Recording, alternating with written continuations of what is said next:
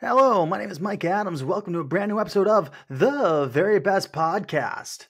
So to open today's show, I want to talk about Steve Smith and Jerry Jeudy. So before Thursday Night Football just wrapped up tonight. You'll probably catch this episode tomorrow morning. Before Thursday Night Football on NFL Network, Steve Smith was reporting about wide receiver Jerry Jeudy. And here's what he said. Check it out. I'm sorry that I said you were a jag, just a guy who's an average wide receiver they use a first-round pick on that isn't doing anything. I hope today that you actually show up in a way that you haven't showed up in the last couple of years since they drafted you. So if you ever got a problem with Agent 89, I'm sorry for saying that you're an average wide receiver that they eventually will move on. And when teams call me and asking, should they trade for you, I will say no, don't trade for Jerry Jeudy because he's mentally unable to handle constructive criticism from people who watch specifically, can he be a wide receiver? He could be a wide receiver. He's a tier 3. Go back into the studio. I'm done now. Thank you. Okay, so you might have noticed behind me, I hung up my Steve Smith jersey. I met him one time when I was in high school. He signed my jersey. It was pretty cool. So I'm a Steve Smith fan. Much love and respect for Steve Smith.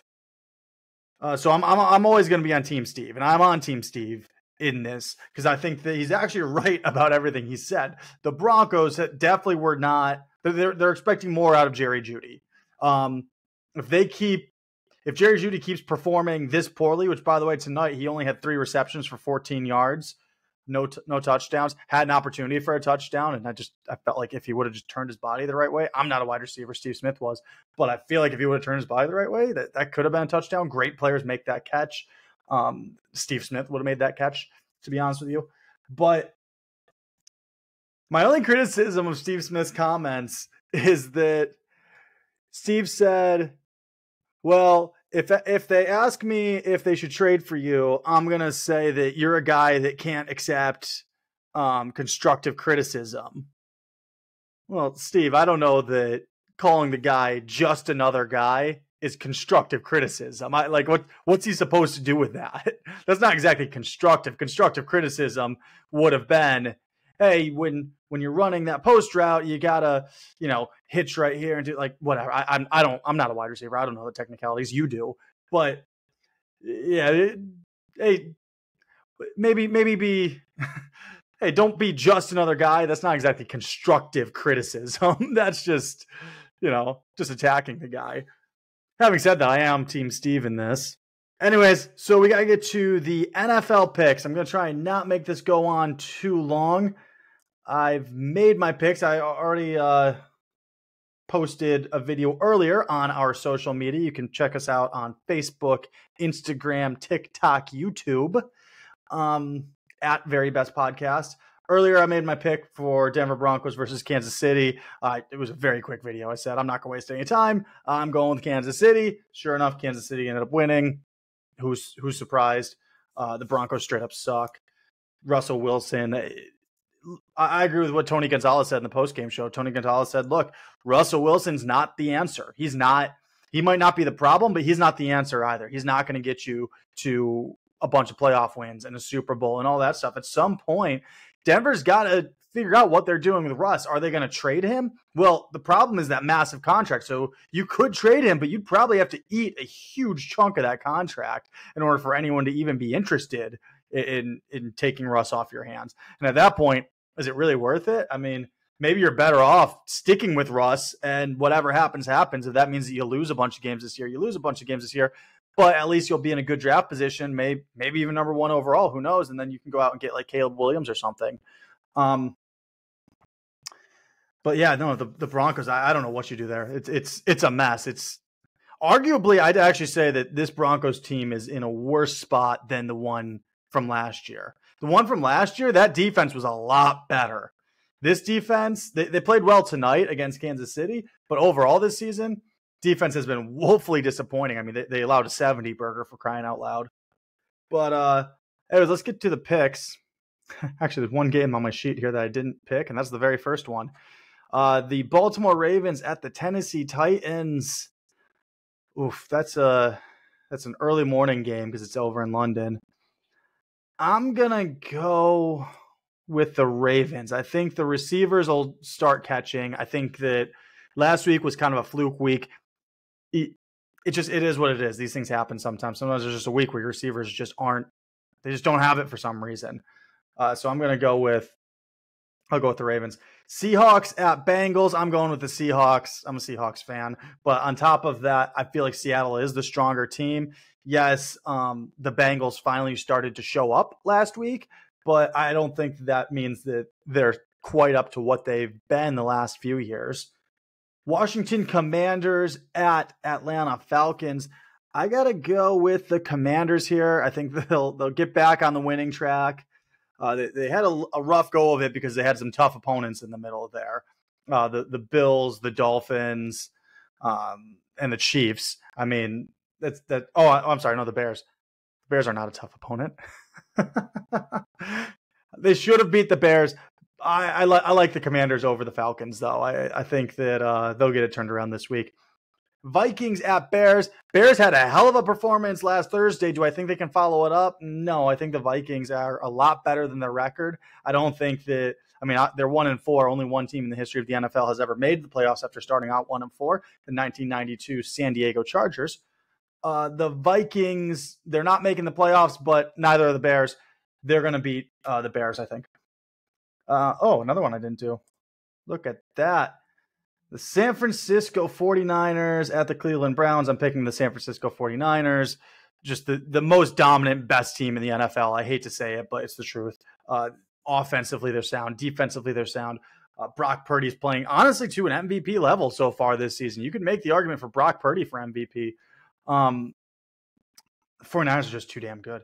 Panthers at Dolphins, please. I don't even want to waste time. Miami Dolphins, Panthers. There's a good chance the Panthers might not win a game this year. I see one game on the schedule that they could win. I think they play the Bears, I'm pretty sure. Let me verify that.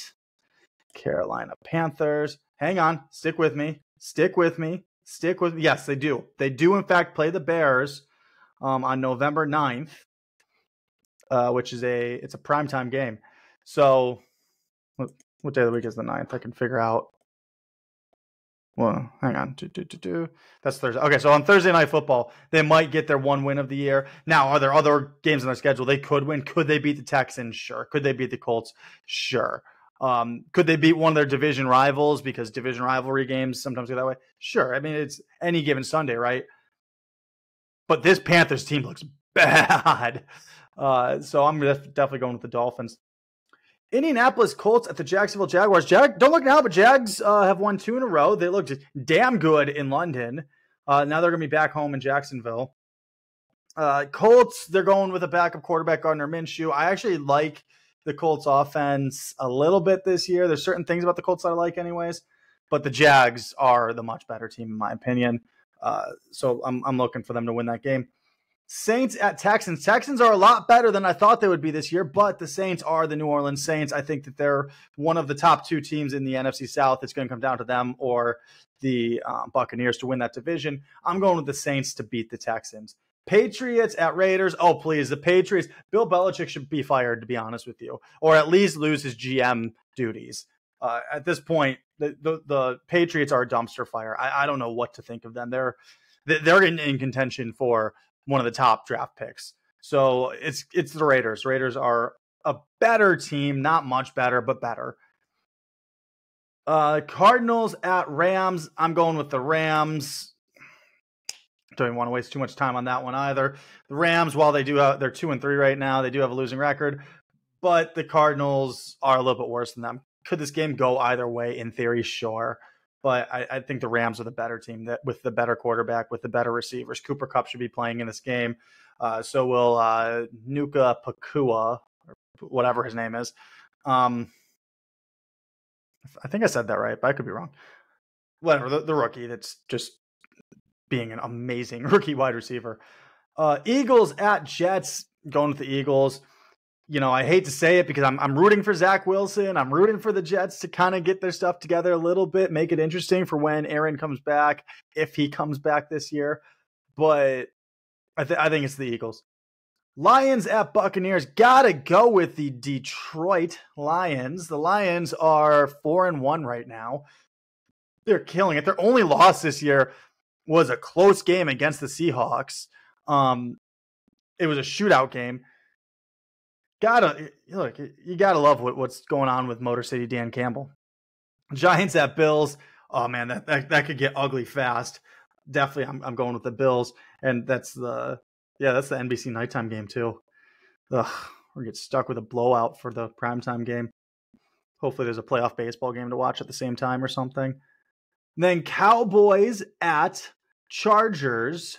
Going with the Cowboys. I would not want to be the team playing the Cowboys this week, no matter who you are, because the fact of the matter is the Cowboys got their ass kicked last week. It was embarrassing for them. I said the same thing a week ago about the Dolphins when the Bills beat the Dolphins by however much they beat them by. Was it, I don't know, 30, 40, something like that? I would not want to be the team playing the Dolphins the next week. Sure enough, Dolphins got right back into their groove and I forgot who they played, but beat the crap out of whoever they played. Same thing goes for the Cowboys. The Cowboys just got embarrassed on national television. You would not want to be the Chargers this week. There's two teams on bye week this week, the Steelers and the Packers. You know the Steelers only have 5 offensive touchdowns on the year? That's it. We're in week 6 now. Make sure I update this thing because it says week 5. Week 6. Cool. Steelers offense is terrible. Their offense is going to lose this week on their bye week. That's how bad they are. All right, cool. That was my NFL picks. I don't really have a lot else to talk about. We got the MLB. In the MLB, they've been talking about the fact that all of the teams that had their bye week because they did so well, they're out. They're all gone now. Dodgers lost. The Braves lost. The Orioles didn't have a bye week, but the Orioles lost. Everyone, who was the other one? Oh yeah, Tampa Bay. Tampa Bay lost. All the top seeds gone immediately out of the playoffs. You know, does this mean that the MLB should rework the playoff structure? Possibly. Does this mean that maybe having the time off is actually bad for you? Possibly. I think that in baseball, more than any other sport, when you get on a roll, you really don't want to stop. I mean, you don't want to stop in any sport, but like in football where you kind of have like a bye week or something, teams can kind of manage that a little bit better. Your body needs time to recover anyways. And because there's already a week in between games, I feel like it's kind of more natural to take some time off as opposed to baseball where you're playing every single night and then you take a week off. Yeah, that might cost you the first game of that series or the, first 2. It might take you a little bit to get going again. And the problem with that is that you don't have any time in a 5-game series. You can't afford 2 losses because now you're up against it and you can't afford one more fluke. So not that I'm saying it was a fluke, the Braves losing, but man, it will be interesting to see what happens. Well, that's a wrap. Thank you for listening to today's episode of the Very Best Podcast. Please be sure to like, subscribe, check out our Facebook, check out our YouTube. This video, the full video of this episode will be on there. Have a good one, guys. Have a good weekend.